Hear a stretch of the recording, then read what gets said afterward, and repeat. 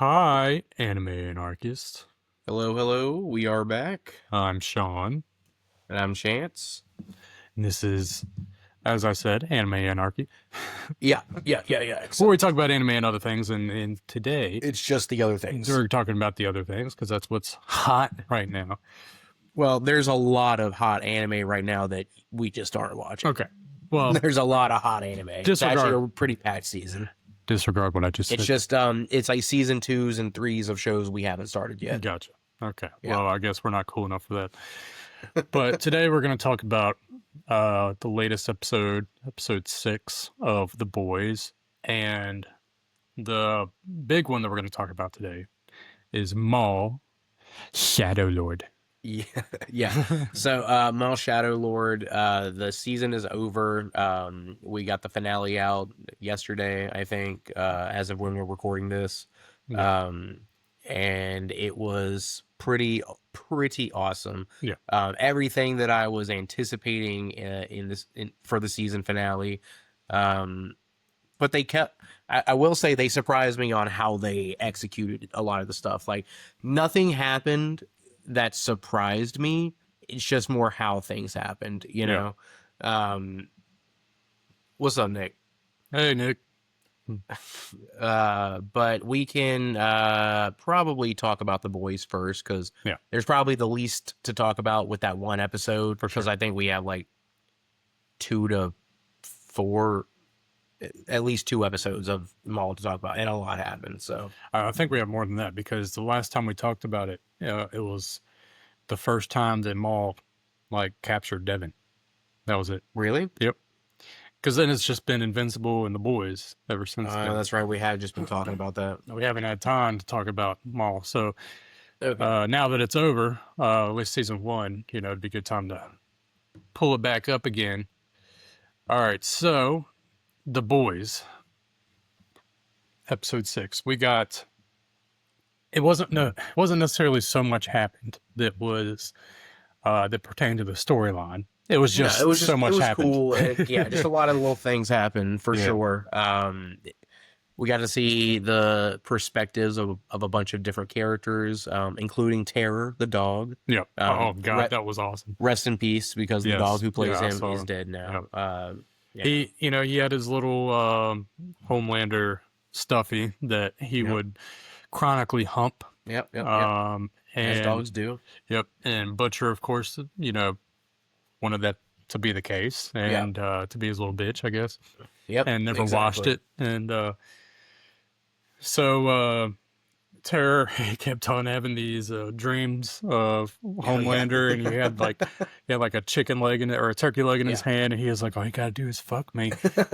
And he would just pull his cape aside and bend over, just waiting for Terror to go at it, Well, what a good dream, I guess. But it's funny because I saw all these memes about like your friends or family like walking in while you're watching The Boys. Oh yeah, and it's just that scene of Homelander.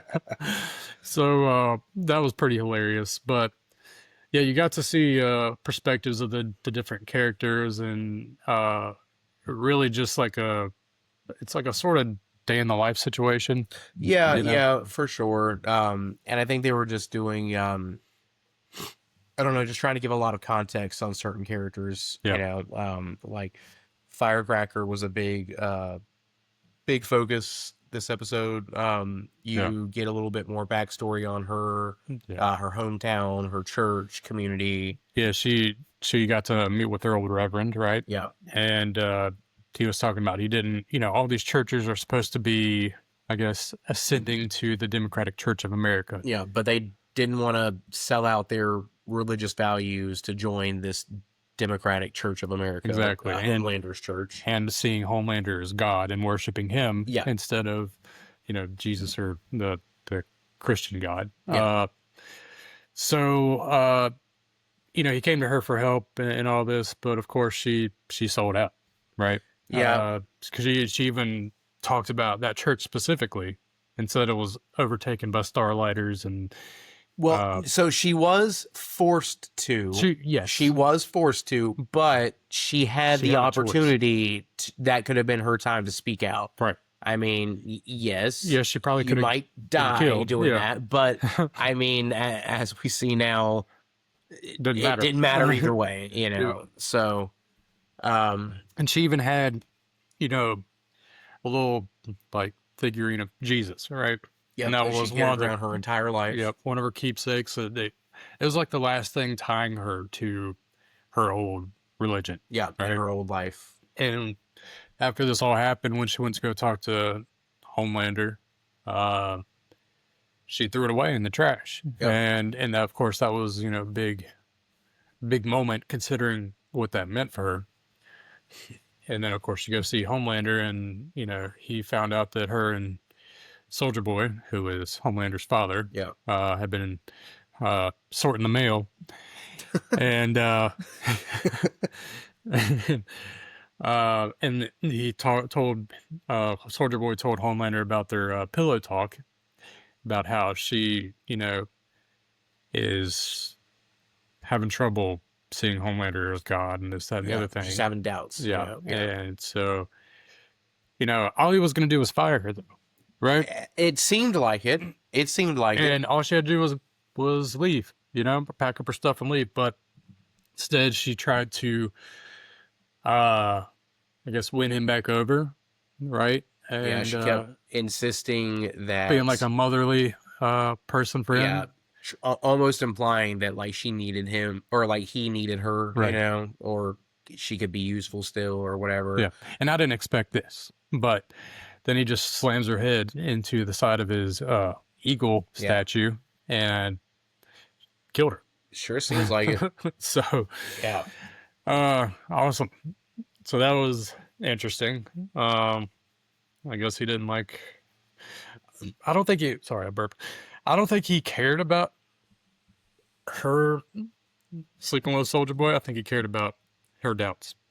Yeah. That's what it was. I mean, that's what it was. You know, he wants utter loyalty, and she was having doubts, so he took care of that. Exactly. So yeah, definitely took care of it. But the coolest part about this episode was seeing this random group of actors and bringing the Supernatural group back together. Oh yeah. And because I mean, I loved watching Supernatural, and it was really cool seeing, you know, so they went to go see Mr. Marathon, right, in Los Angeles. Who they've mentioned many times, like several times in the show before. He was on the 7. Yep. He was the original speedster on the 7, who got replaced by A-Train when A-Train beat him in a race. Yep. And you have to be the fastest man alive to be in the 7. Exactly. If you're going to be a speedster, you got to be the fastest. Yeah. So Mr. Marathon got kicked off, and he's never really been seen in the show, just kind of mentioned a few times. Yeah. And as you could tell, I mean, kind of, when you finally see him, he kind of like effed with him because he's so like obsessed with his glory days, his like accomplishments and stuff. Yeah. And he's still kind of like living, you know, it's kind of like when you say that somebody like peaked in high school and then like they never left mentally high school. It's like kind of like that situation. They were portraying him almost like quite literally as the Diddy of that universe. Because in that one room he had all that baby oil, and the brand name on it was Puff Baby. If you didn't catch that. I didn't notice that, but so that's funny. They were definitely trying to kind of throw that reference in. But basically they're still trying to find the V1, right? And so they got word that Mr. Marathon knew about where it was, maybe had it, but also knew about where it was. Yeah. And so that's why they went to go see him, and it was Soldier Boy and Homelander. They went to his mansion, and sure enough, who opens the door? It's Jared Padalecki. Yep. Which I thought was hilarious. And because I mean, I've been hearing things about that they're going to be in this episode, right? Yeah. And I thought, I was super excited about it. And then they go down to like the basement, and then you see Misha is there as well, who is Malchemical, who can basically like breathe deadly gas and stuff like that. And then they got just so random Will Forte, Well, I love Will Forte. He's hilarious. Craig Robinson. Which was just, he was just random. What was he, coming out of the bathroom? Yeah, he was coming out of the bathroom. Like he wasn't even at the table, I don't think. Yep. Yeah. And then they got Seth Rogen. Yeah, Seth Rogen as himself. As him, yeah, they're all as themselves. Implies, so then that means that he was also playing himself in one of the earlier seasons, in season 3, when he was web chatting and jerking off to the Red Countess or whatever. Yep. Crimson Countess. Yes, before she died. Yeah, before she was killed. Because that was also Seth Rogen. Yep. And God, what was the other two? We got Christopher Mintz. I can't pronounce his name, but he played McLovin. I just recognize him as McLovin. And then one of the guys from Silicon Valley, who is absolutely hilarious. I can't remember his name though. Cannot remember his name for the life of me, and I'm looking it up right now. It is Kumail Nanjiani. Yeah, he's been in a lot of stuff. Yeah. So they're all just like, what are they, playing poker or something? Yeah. Sitting at a round table? Yeah, they just seem to be having a regular old time hanging out with Mr. Marathon. Yep. They were, somebody was getting ready to smoke some weed and was asking Seth Rogen if he wanted some. And he was like, "Oh no, I don't actually smoke. I just do that for my that's just part of my brand." Yeah. Exactly. Which is ridiculous. And then McLovin has Homelander, and Homelander's, stiff as an arrow, right? He's, doesn't mess with all that stuff, but he also just doesn't want to. He also looks down on all of them, right? Because he's a god. While Soldier Boy is shooting the shit with Mr. Marathon, but of course McLovin asks Homelander if he wants to smoke some, and calls him homie. He was like, "Don't call me that." Luckily, he just wants to leave, right? Yeah, so he really just wants to get the information and get out of there. Yeah. And basically, Mr. Marathon told them kind of what Butcher and the boys found out before is that what was it, Bombsight? Yeah, Bombsight has V1. V1. And he's an original character as far as I'm aware. For the show. Yeah. I don't think he was in the comics. Gotcha. Well, and Mr. Marathon kept on saying that he called him up and he was on his way and he was, snorting coke with Soldier Boy, and they were just like kind of shooting the shit. And then they ended up talking shit about Homelander, right? And Homelander knew about it, and of course, heard them, was like, "Can you say that again?" Yeah, he immediately came up and was like, no, say that again. Yeah. Like, what'd you say? Exactly. But then Misha or Mal Chemical came up and because he was about to leave, and burped this deadly gas in his face and knocked him out. Yeah, and that actually kind of surprised me. Yeah, I thought it was crazy too. The boys should have recruited this guy a long time ago. Exactly. I mean, he seems pretty useful. Exactly. But basically, Soldier Boy was pissed about it because he was like, he's my weirdo, right? He's not. Yeah, I think he's starting to kind of. There is a bond forming between them, like a father-son kind of bond. Yeah. It's just a weird one where they also kind of hate each other a little bit. Mm-hmm. But Homelander still obviously, in a way, looks up to Soldier Boy, you know. And Soldier Boy is, I think, starting to come around to, if nothing else, the usefulness of Homelander. Yeah. And the fact that he is his son. He's like, yeah, of course, my son would be the most powerful guy on, on the planet. It came from my balls. Yeah. So Mr. Marathon is basically trying to kill Soldier Boy, right? And just running around, but he's got no, I guess, restraint, you would call it, or no control. Yeah. And he's just running through people. So I kind of attribute that to drugs. The drugs a little bit. So he's probably a little effed up. So, he's not reacting as well as he could be. And then 2, he's also not like A-Train, who, A-Train had the same issue doing that when he was on drugs too. Yep. But then we see even at the the first episode of this season when he had been using his powers frequently and he looked like he was getting a lot better control over them. Probably because cognitively he's thinking faster now too. But like he's got much better control over his speed. But even then, going as fast as he is, getting around that one civilian on the road, which is what tripped him up and caused him to get caught by Homelander. Exactly. So even sober and like a little less rusty with his powers. Yeah. Even he had trouble maneuvering around people at a high speed. Yeah. So they're not like, I think they're not quite like the Flash, you know, who can, I don't know, really control. Flash is pretty agile, that, you know? Yeah. But then they have a contradicting scene almost where when A-Train first shows up at what is it? Camp Freedom? Yeah. Yeah. When A-Train first shows up at Camp Freedom, he's going so fast, everybody, including Homelander, is looking like they're going at slow motion. Exactly. Even his laser beams are going in slow motion. So like that's kind of contradicts that and says they should be faster, but maybe in A-Train's defense, like he did get hit by the laser, so maybe that like nerfed him a bit, you know, because he was damaged. Could be. I don't know, but yeah, Mr. Marathon does not have any control over himself and just starts running through his friends. And Soldier Boy is basically like putting them in certain places. Yeah, it's not on purpose. Soldier Boy is specifically grabbing them and throwing them in the way to like disorient him and stop him. He explodes. Like the bodies explode on him. Yeah. Right? No, the funniest part of that was when Soldier Boy creeps up on the two guys. I don't remember which two it was who were hiding, and he's like, "No, I'm not gonna hurt you guys. I'm gonna get you out of here safely. Don't worry." Yeah. And he went into the hall to check, and he sees Mr. Marathon, so he knows Mr. Marathon's about to attack. And he was like, "All right, it's safe. Go."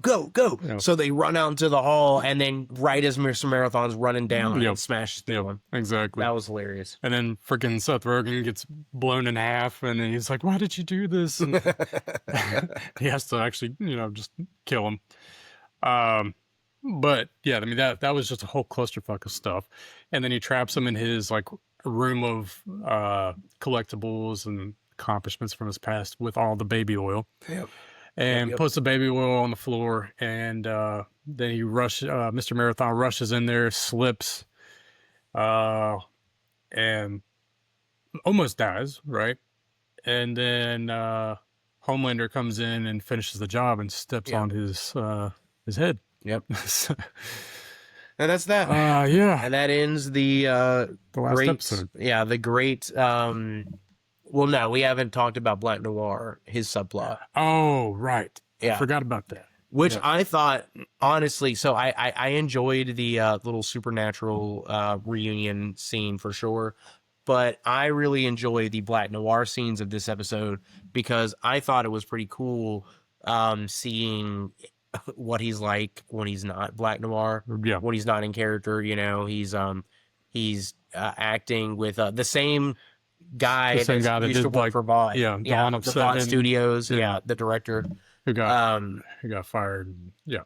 All because of Ryan, actually, I think that's why he got fired. Well, he also started working at Godolphin University after he left Vought in Gen V, but he lost his job when the Soups kind of like when the Soups finally had their uprising and they made it basically an all Soup faculty. He was kicked out. He barely escaped with his life. I'm watching Gen V, by the way. You are? I'm on season 2 now. Yeah. You said you weren't going to watch it. Well, I'm sorry. Well, that happened in season 1, though. You don't remember that? He was the performing arts teacher that the shrinking girl. Oh, right. Yeah.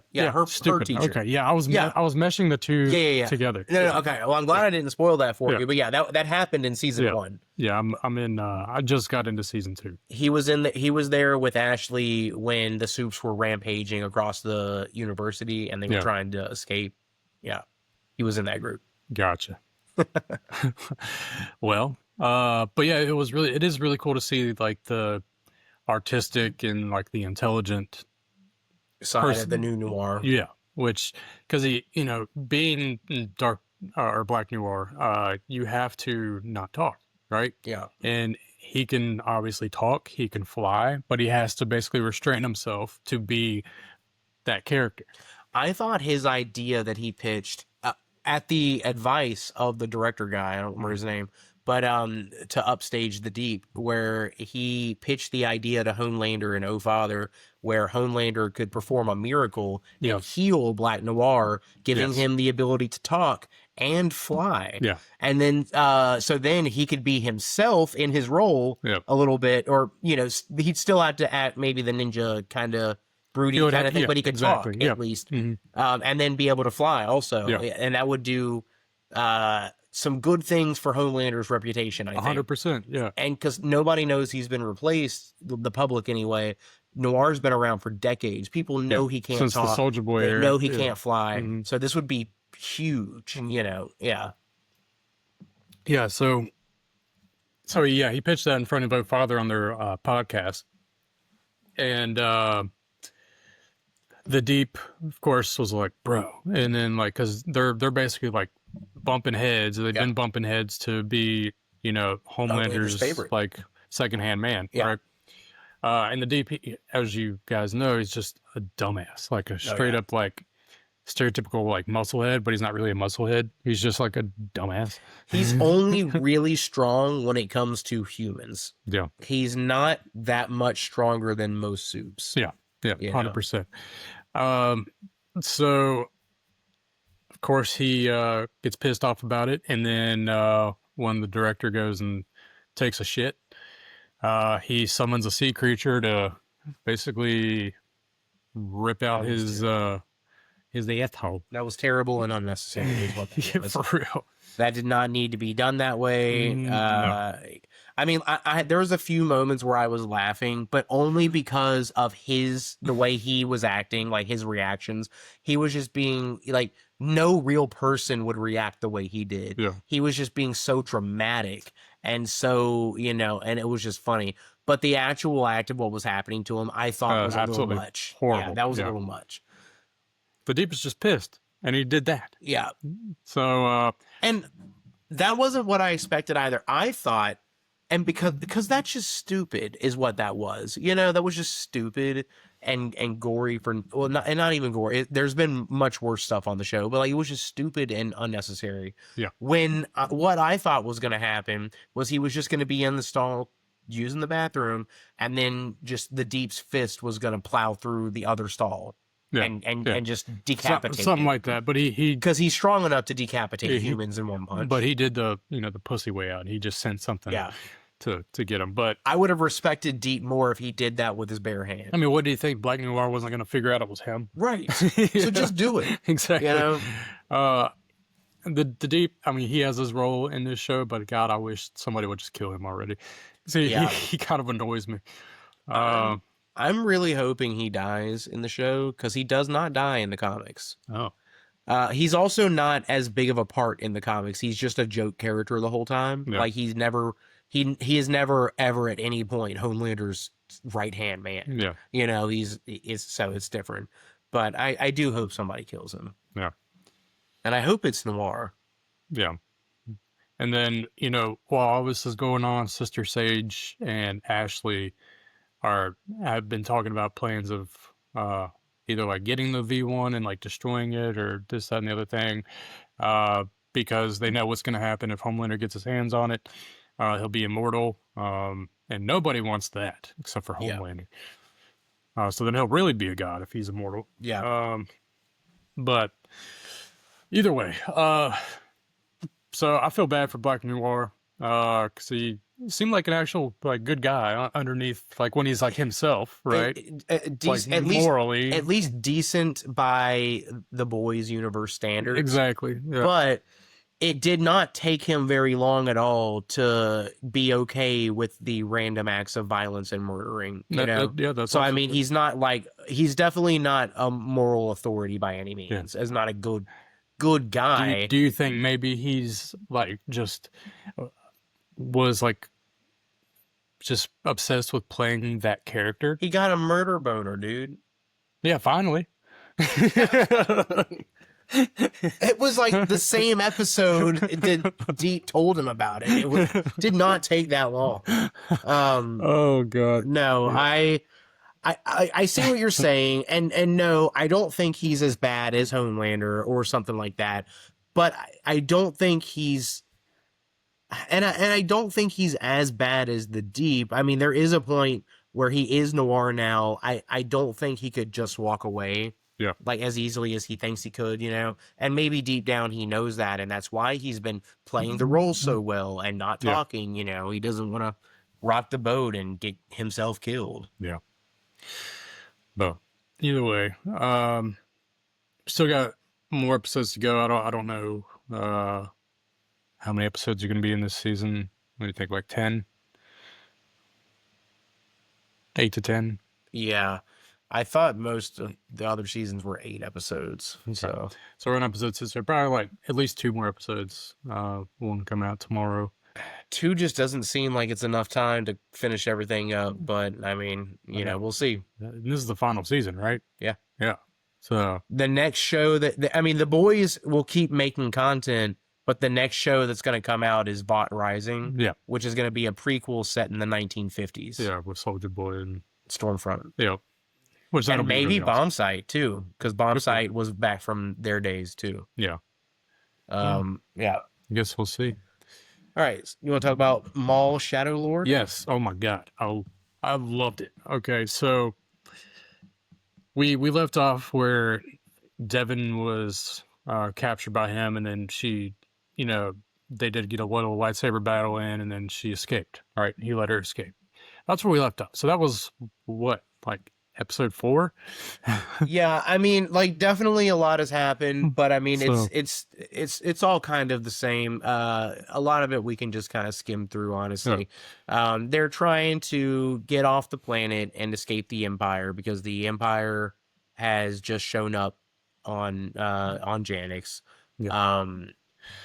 Which Captain Lawson and even the Chief were trying very hard to keep that from happening, yeah. But Two Boots with his programming made the call, got the Empire there, and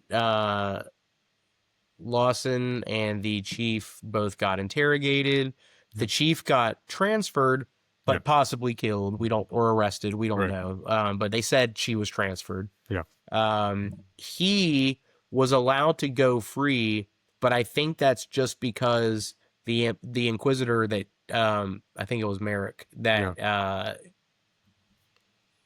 interrogated him knew the Jedi would find their way to him and he would lead them to the Jedi. Yeah. Which is exactly what happened. He went back home pissed about what just happened, and the Jedi were already there seeking refuge with Lawson's son, who Lawson's son, God, he got interrogated by one of the Inquisitors. Yeah, that's a pretty big deal, for a child of his age, for sure. Yeah, exactly. Oh, okay. So that's okay. So I wanted to look that up last time because we said that it's the Allstate guy. Yeah, the master. How do you pronounce his name? Since I watch it on mute. Yeah. Master Echo. Something. I don't know. They don't say his name very often. Yeah. Let's just say Master Echo. Okay. So it's the Allstate guy. I knew his I knew it was that. His voice sounded familiar. Oh yeah. But so anyway, so it was originally just Merrick as the Inquisitor that was on there. But then a second one came in, and I forgot his. It's the 11th brother. He's the 11th brother. He's the one that Ahsoka fights in the Tales of the Jedi. He looks gnarly. Like, he looks scary. Now, what that means is that guy doesn't survive much longer than this. Yeah. Because this is what, like a year after the Clone Wars? Yeah. So it won't be long before he runs up on Ahsoka and gets killed. Yeah, so Merrick, I think it's just the 11th brother, is it? They don't have an actual No, they don't have names. Okay. Most of them don't. The only ones that had names are the ones like the first ones? Well, I I don't know if Merrick takes that name later or not. I don't know when he gets that name. But then we know of Trilla but that's because we in Jedi Fallen Order, Seer is her master, so she knows her name. And then we know, of course, Barriss Offee because we saw her before. Yeah. We knew her. So I mean, they have names, but they don't go by names. Yeah. So basically, we have the first brother and the 11th brother going after Maul, and now the Lawsons and the Jedi, they're all on the run. Yeah. And because, which I don't know why they thought this was a good idea, but I understand that the Jedi, Devin and Master Echo, got into Captain Lawson's apartment, right? And then they knew about it when Merrick came in and tried to kill him. Then the harboring a Jedi is in fact like worse than it would be to like harbor Maul or something. That's what they were saying, that it's even worse. Yeah, I mean, technically by like legal standards, because they have laws against Jedi, they don't really have laws against Sith because, Sidious and Vader are Sith. But I think Maul kind of gets the Jedi treatment when it comes to the law. They just associate him as any other Jedi. Yeah, so basically they're on the run. The whole city, or God, the whole planet is locked down, basically. And so this whole time, Maul is trying to get Devin to be his apprentice, right? But he's doing it in very cunning and very minuscule ways, right? Just basically like nudging her conscience, right? And I actually really like, so I'm getting a little bit ahead of myself, but a little bit after the Jedi and Lawson and his son are on the run, Lawson's son gets captured by the Empire because they split up. Devin goes with him. Yep. Master Daki goes with Lawson. The son gets captured. Two Boots betrays his programming and frees the Lawson kid. Riley, yeah, that's it. Frees Riley, meets up with the rest of them. They go back on the run together. Yep. And then while they're on the run, Maul is like almost calling out. He's working out a deal with Crimson Dawn to escape. Yeah, Dryden Voss to escape the planet, get passage off.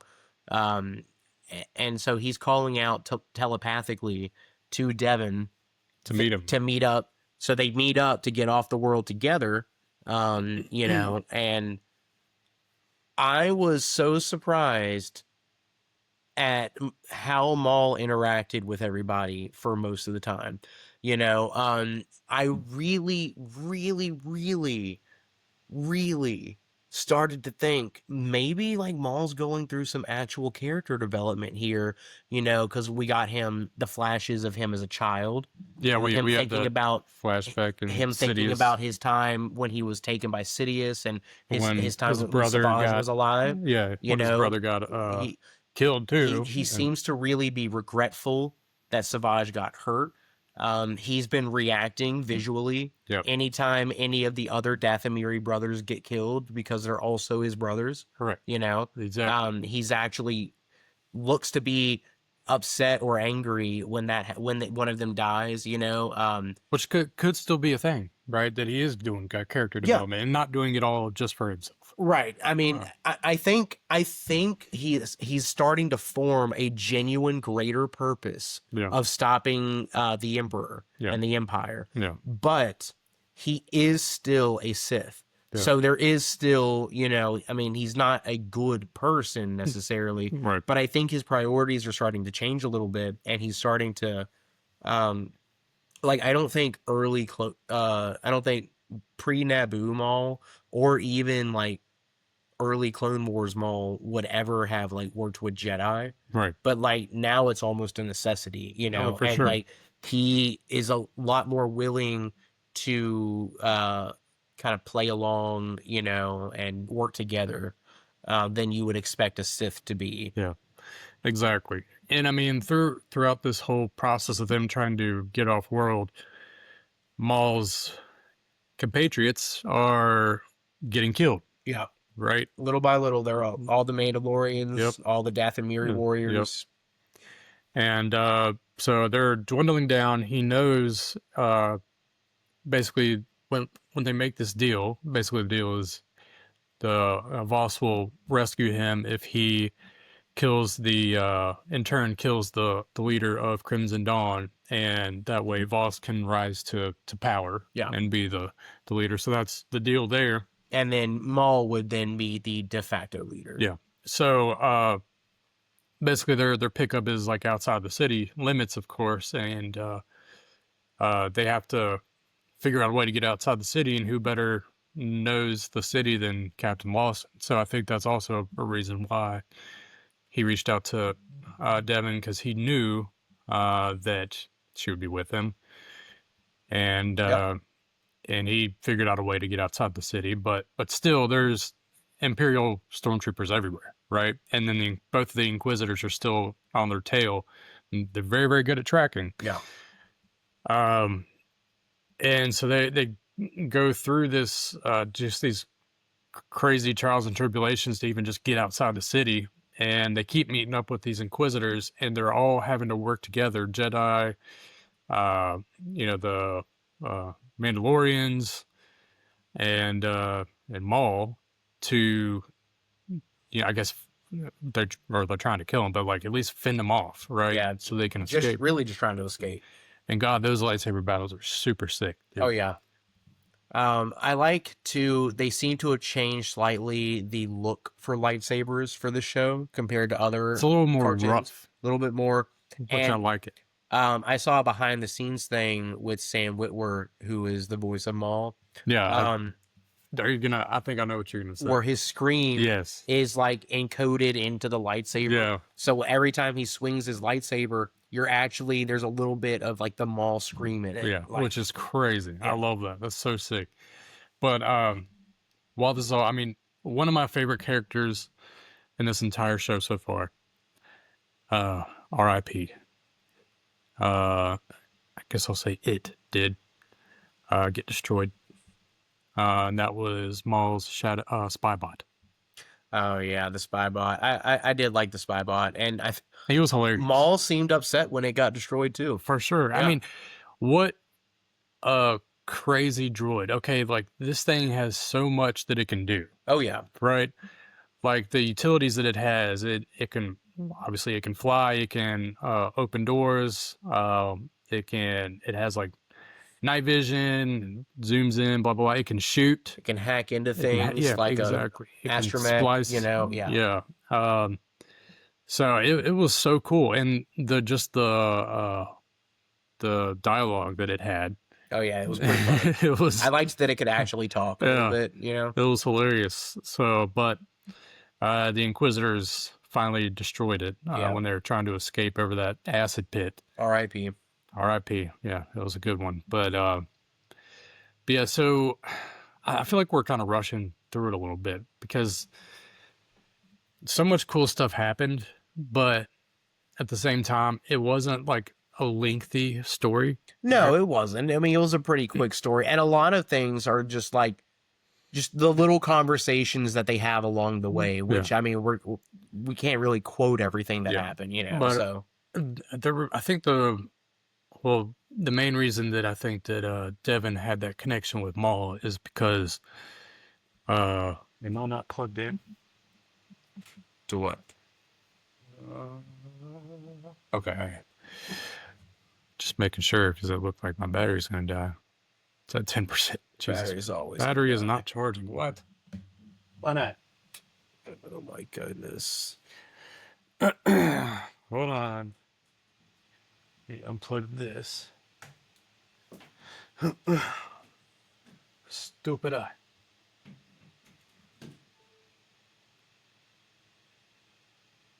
I just went down to 8% when I unplugged it. So, okay. Battery's not, well, it should be. Maybe because we're recording. I don't know. Hopefully it stays at 8%. Yeah, hopefully. Yeah, maybe you said we're rushing. Maybe we're not going fast enough. Yeah, right. Well, basically, when her and Riley were trying to escape the Inquisitor, Merrick, and they were like in that tunnel, Maul actually saves them. Oh yeah, Maul did save them. That was pretty cool. And so I think that was the main reason why she got kind of a different idea about him and had that kind of formed that connection with him. And then that's how he was able to call out to her through the Force. Yeah, I mean, I won't deny that. I mean, for all that she knows about Maul being a Sith and being a villain and evil and this and that, because she had heard about him being a Jedi before. Yeah. For all of that being said, her personal experiences with him have really only been positive. I mean, he hasn't, the only time they really had that he did anything negative towards her was initially when she was captured. Yeah. But that wasn't by him. She got captured by the criminals who didn't know who she was. Right. And then they were going for the other guy, Vario. Yeah. And then when he realized who she was, he did give her the freedom to just leave. Yeah. I know that it's manipulation. I know and I know 100%. he didn't just open the door and let her go. He wanted her to free herself. Yeah. Yeah. So Yeah. I get that he's being a Sith, Yeah. but at the end of the day, though, he never did anything to hurt her and has only been there to help her. Right. And that first time they fought, to be completely fair, in Maul's defense, he didn't attack her first.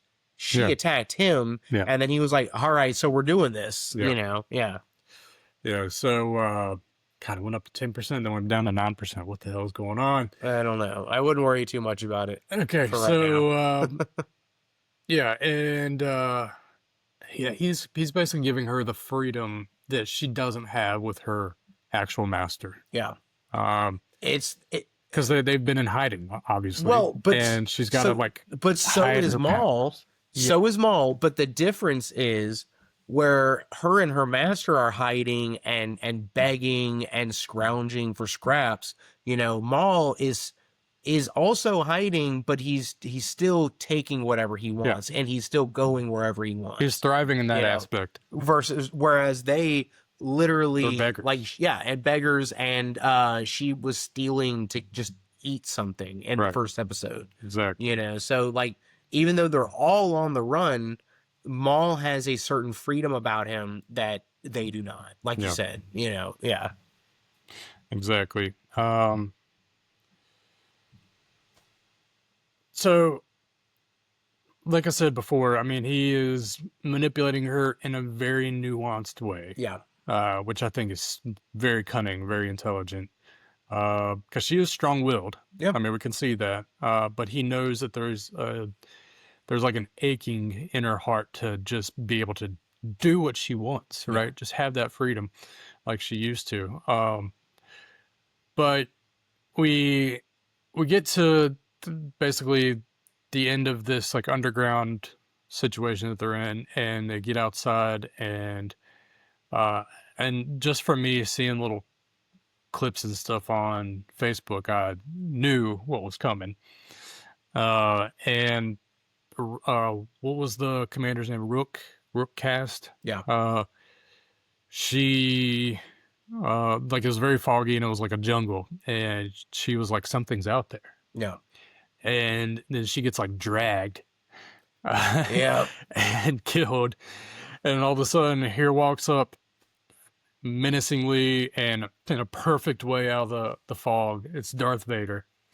Finally we get to see the lightsaber battle that I've been wanting to see. Maul versus Darth Vader, and God, it did not disappoint. Holy shit. Yeah, He is so powerful. I will say it is a little unfortunate that they started off the fight with Maul already being injured. Yeah, exactly. So a little unfair.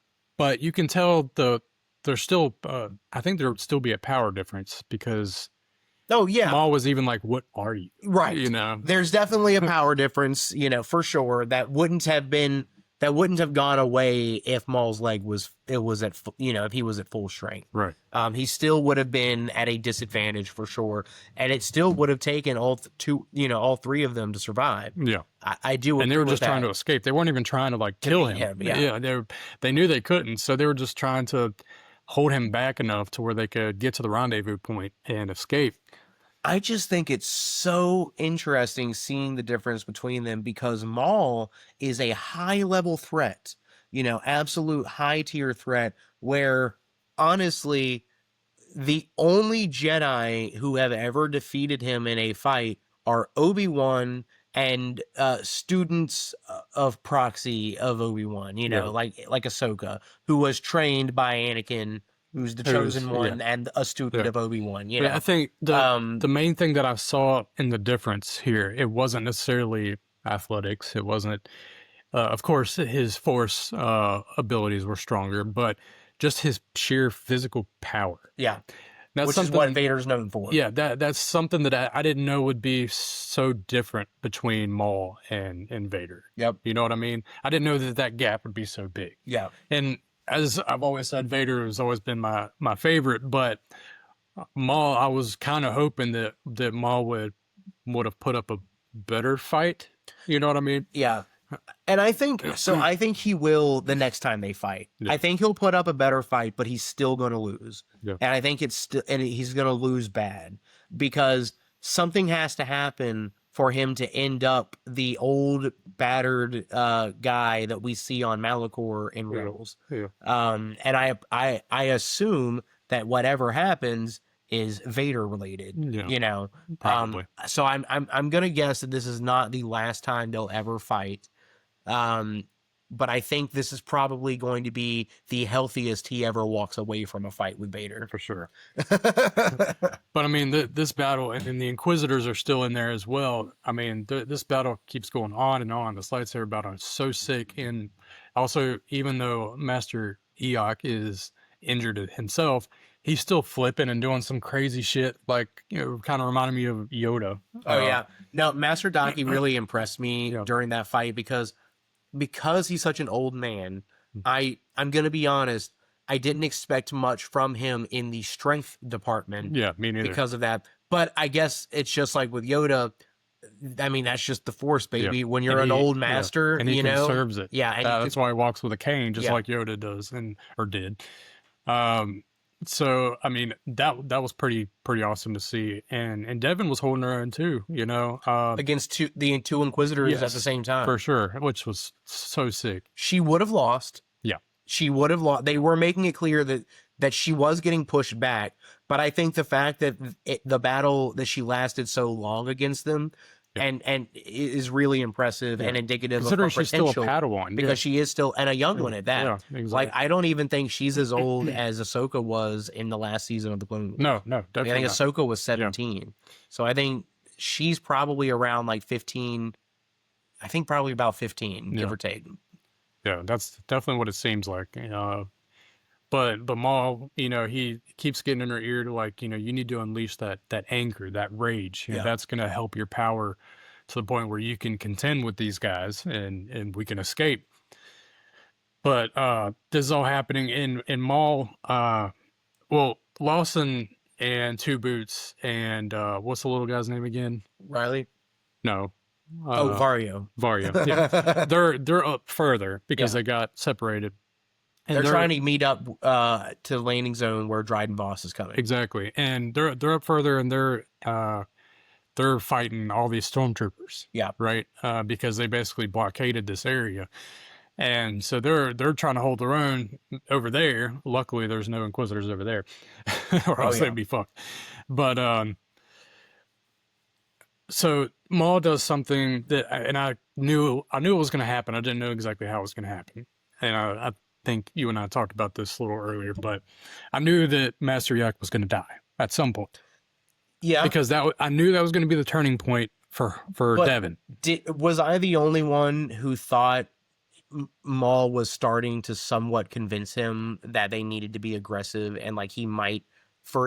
I knew he was going to die in the end, but was I the only one who thought he might start using the dark side in that fight against Vader? Yes, I didn't think that at Really? all. Yeah, for him, no, I don't. I thought he was, definitely being as old as he was, but as long as he's been a Jedi, I don't think that he would have succumbed to that because this whole time he was even, kept telling Devin to, to watch out, be careful, don't give in to, what Maul is telling her. So I think that he was too like pure of heart in like the Jedi way, At least to too do ingrained yeah. in that. Yeah. And while Devin is, had this whole time has been wrestling with it, because she is a teenager, right? She's got that. I'm sure no matter what species you are, you got that teenage angst, and then For sure. her life has been super hard. Uh, and but I knew that the only way that she would flip is if he died.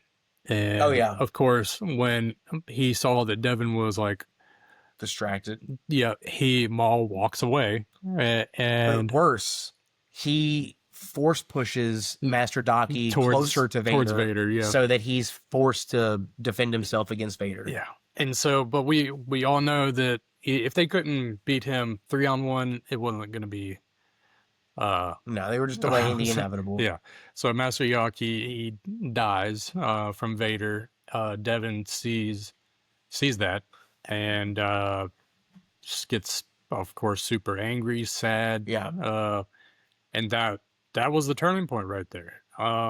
She did get a little bit of a boost there from the dark side, fighting the Inquisitors. She was still losing, but she did start doing better. And a nice symbol of that, when she lost her lightsaber, Maul gave her half of his, and it was red. Yep. So it was definitely a nice bit of symbolism there of her transfer. But eventually they do get to the rendezvous point. They do get on, and of course the first one on was that little dude. Oh yeah, Vario, yeah. God, the fact that he's still alive. He reminds me of God. What's that? Captain Anaka. Yes. Yeah. He reminds me of him. Just can talk his way out of anything. Oh yeah. But you always got to have one of those in an underworld story. But they do finally get on, and they escape, with Vader in the dust just watching them. And then while they're flying in hyperspace, Devin finally says, I'm ready. Yep. Ready to begin studying under Maul. So sick. Yeah. I love it. This whole thing has been awesome. No, it was a great show. I'm super excited for what comes next. I really hope that we don't have to wait too long for a season 2. Yeah. Can't wait for the training arc. Yeah. A few notes. I thought this was a major missed opportunity where they had regular TK troopers fighting against with them. So we know that early on in the Empire, within the first like 5 to 10 years, the Empire still has purge soldiers. Purge troopers. Yeah. Which usually go with the Inquisitors to hunt Jedi. Yeah. So I thought it was a missed opportunity not having any purge troopers with the Inquisitors in this show. Yeah. That would have been a cool time to see them for the first time in animation. Yeah. Rather than just the Jedi Survivor games. Yeah. I mean, they still got opportunity, maybe, but yeah, maybe in the next season. So I hope we get to see some purge troopers. Now I'll say one more thing that really surprised me was how many times Maul, before betraying the Master Daki, how many times Maul was willing to let both of the Jedi go on ahead and him stay back to hold them off and do whatever. He did that multiple times, not just with the Inquisitors, but even with Vader a couple times. Yeah. So like at any point, I'm sure Maul knew he could potentially just die to Vader and the Jedi escape because he kept getting hit. Yeah. Right.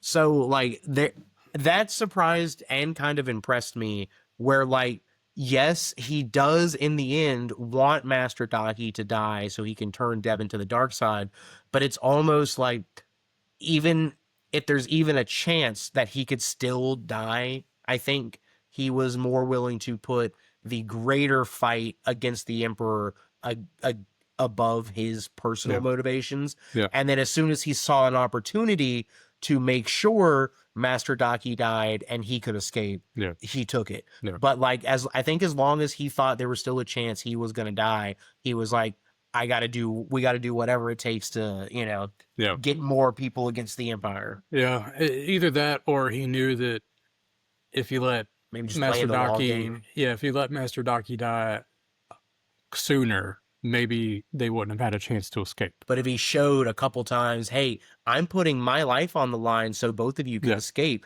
he can play the, oh, I'm so sorry, like your master died, like I wish I could have saved him. I still think, I mean, it's a little bit of character development there, but I still think he was playing the long game. You're probably right. He is a Sith. He is doing everything for himself. He did the same thing with Ezra. Yeah, that's true. So I think that's what's happening, and that's definitely more likely. But either way, this show has been fantastic. It did not disappoint one bit. Theories for the future. When Devin has been fully trained and is standing by him as a true like partner, whatever they're going to call her. I don't know if he's going to go so far as to still call both of them Sith or not. But when she's fully trained up and we finally get to the point where everything he's done falls apart on him and where he ends up in Rebels, who do you think is going to be the one who ends up killing Devin? Do you think it'll be Maul, Vader, Palpatine, or an Inquisitor, possibly the Grand Inquisitor, if it's going to be any of them, I'd imagine? I don't know if we're going to see Sidious in this that much, like face to face. I mean, he showed up randomly on Maul on Mandalore. Maybe if Maul becomes too big of a threat. Yeah, it could be. God, that's a hard one. Yeah, I know, because it could. I mean, do you know? Of course not. Okay. So I thought you were giving me this is all those original options because you knew. Okay. No. I'm just saying, like, I don't think if she does die, I don't think she's gonna die to some random Inquisitor. Yeah, no. I think it'll either be the Grand Inquisitor or like one of the Sith, one of the 3 Sith Lords. Yeah. Now the Maul thing, I think that could just be if like she betrays him at some point. I don't think that'll happen. I think it would more likely to be either Vader or Palpatine. Yeah. But like I know that they could write anything, like anything could happen. I mean, shit. So you don't think it could be another Jedi? It could be a Jedi. It could definitely be a Jedi. That's more so what I would lean more towards. Okay. 'Cause I think that they're obviously going to incorporate more characters going forward. And I think that they have to incorporate, 1 or 2 more Jedi somewhere in there. Yeah, I mean, yeah, you would think so. Do you think it could be maybe in like, I wouldn't necessarily say Ahsoka. She's already involved in a lot of these Star Wars shows. If it was to be Kenobi. No, if it was to be a Jedi, who do you think it would be? If it was gonna be a Jedi, honestly, I don't know. Maybe because at this point, Luke is a child. Maybe right? Cal Kestis in a couple years. You think Cal is going to be canon? What? He is canon. Is he? Yeah. I don't know that that was all canon. Yeah. Oh. Like what happens in Fallen Order and Jedi Survivor, it's just what happens. Oh, okay. Yeah. I didn't know that. Yeah. That's cool. Well, then that would be awesome if Cal Kestis is the one. We get a bunch of Inquisitors from that show. It would be super sick if they animated Cal Kestis like in a show. It would be for sure. I think like the guy who plays Cameron. I still know him as Ian from Shameless. Yeah. But the actor, he said he would definitely play Cal in a show or a movie. For it. Wouldn't you? Yeah. I mean, God. Yeah. So it's definitely possible. And the reason why I say that is because like Cal eventually at a certain point he he fights a lot of like criminals and stuff, but like I don't think it's gonna be a Jedi. Yeah. Because like what Jedi would there be to get unless they just make a new Jedi for the show for like the next season. I don't think it's gonna be, if it is a Jedi, I don't think it's gonna be one that we know. Yeah. Already. I think it'll be one they create for the show, like Master Daki and Devin. Right. Okay. Well, I guess from that perspective, I mean, we can say Darth Vader, because I think that's the only person that they're going to have to send to them, right? Unless it's Sidious himself. And Inquisitors, they failed. And I don't see Sidious doing that as much now as he did, he did come for Maul in the Clone Wars, but like Maul had been rampaging around the galaxy for 2 seasons at that point. Yeah. Because that happened at the end of season 4, and Maul comes back in season 3. So he'd been going around causing chaos for like 2 seasons during the war. Yeah. And Palpatine only went to him because Maul was starting to become too powerful with his little criminal alliance, and viewed him as a rival Sith. At this point, though, Maul, I think, would have to acquire a lot of power for Palpatine to truly view him as a rival worth his attention. Because now he's like, okay, you think you're gonna rival us? All right, Vader, go get him. Yeah. All my dozens of Inquisitors, go get him. I don't think Palpatine would bother with Maul again. No. Unless either Maul shows up on his doorstep, like just at wherever Palpatine is, Maul just shows up and forces him into a fight, or unless he was able to cut through the Inquisitors and probably defeat Vader, which we know he doesn't. Right. I mean, they could do kind of like the Force Unleashed, where like he defeats Vader just like Starkiller did, but doesn't kill him. Right. He survives. Yeah. But then he steps up to fight Palpatine, and then Palpatine just embarrasses him. Oh, of course. Again. Yeah. I think they could do that, I suppose. I just don't think they're going to let Maul beat Vader. No, definitely not. Especially from what we saw in this last episode. Yeah, he would have to get a lot more powerful to be able to beat Vader at this point. And I don't think he's going to get necessarily physically stronger. I think he's just going to get more agile, at this point. He might get more powerful with the Force. Yeah, that's true. But which would increase your strength, because that's why Vader is so strong. Like, so even as Anakin, when he was still mostly human, he was a physically strong guy, but he would always enhance his strikes, the strength of his strikes, with the Force. Yeah. And he kind of incorporated that in when he became Vader too, except the difference is now his almost fully cyborg body is already way stronger than he was as Anakin. Yeah. And then he can still enhance that even more with the Force. Yeah. So, which is absolutely crazy. Yeah. Vader's so badass. Yeah. Okay. He would probably give some like superheroes with super strength a run for their money. Yeah. So sick. Yeah. But so yeah, I guess for more realistic purposes, I would probably say Vader. If she does get cut down, it would have to be Vader, because I don't think the Inquisitors are gonna. I'm sure they're gonna send more Inquisitors, but I think that they're just gonna keep failing. Now, I wouldn't mind if the Grand Inquisitor was the one to beat her. Yeah. I think that would be cool, because I kind of like the Grand Inquisitor, and I think we don't see nearly enough of him, because he only got 1 season on Rebels, and he was. But then he was in Ahsoka, and I think it was kind of silly how they had the Grand Inquisitor get defeated before we meet any other Inquisitor in Rebels. Yeah, that was true. I think it should have been the other way around. Yeah. You cut through a few Inquisitors, then you get to fight the boss. Yeah, exactly. That would have made more sense. Right. That's true.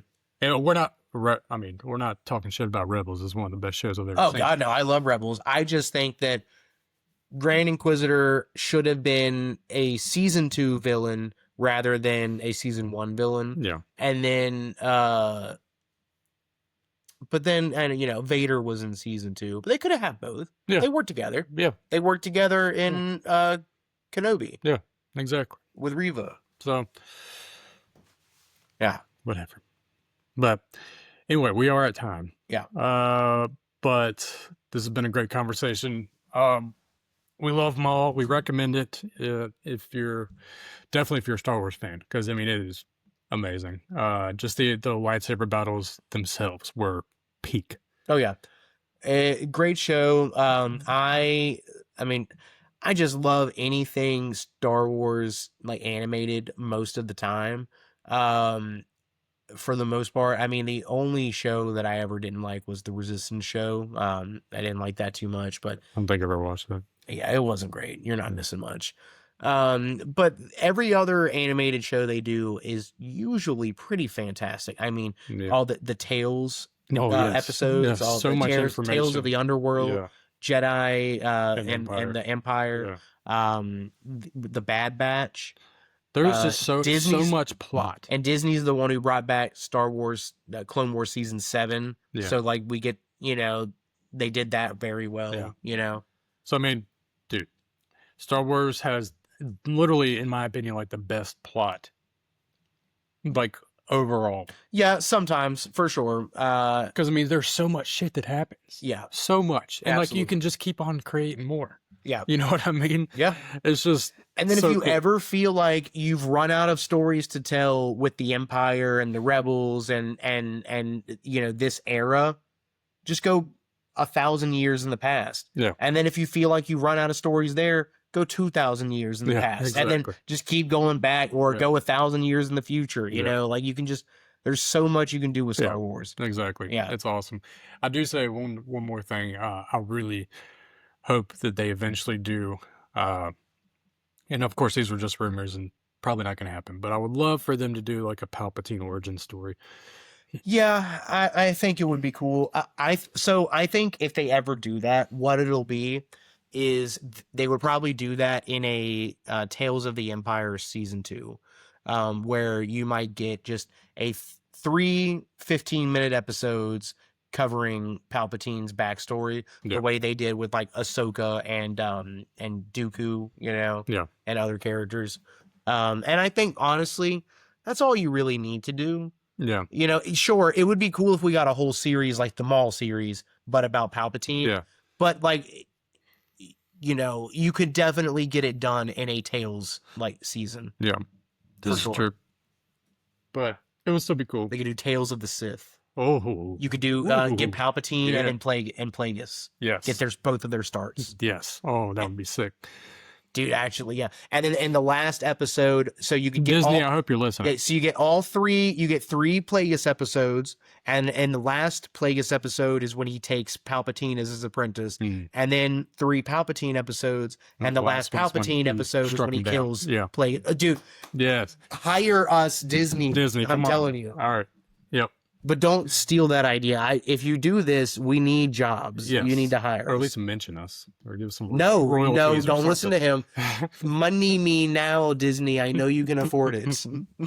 or we could play parts in the next Star Wars series for whatever it money. is. Yeah, exactly.